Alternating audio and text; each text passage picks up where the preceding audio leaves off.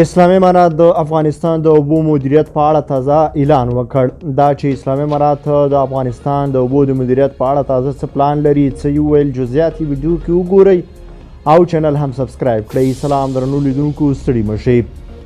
سیاسي مرستیال وایي د اوبو مدیریت لپاره پراخه پلان تر کار لاندې دی.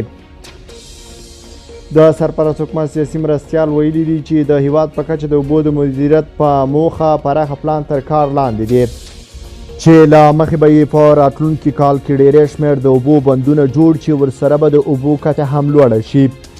نوموړي ویلي دي د سرپرست حکومت په راتلو سره د لومړي ځل لپاره ملي بودیجه له خپلو داخلي عوایدو چمتو کیږي، چې د ملکي ادارو او پراختیایي پروژو پر لګښت سربیره د امنیتي ادارو لګښتونه هم له ملي بودیجې ورکول کیږي.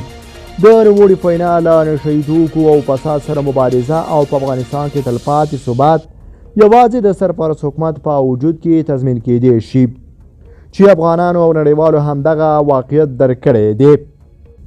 بلخوا تازه د سرپرست حکومت له خوا اقتصادي معاونیت په یو خبرپاڼه کې ویلي چې سرپرست حکومت د اقتصادي ودې په موخه په روان هجري لمریز کال کې د کانونو، ترانسپورټ، برېښنا او کرنې په برخو کې د ځینو پروژو چارې عملي کړي دي.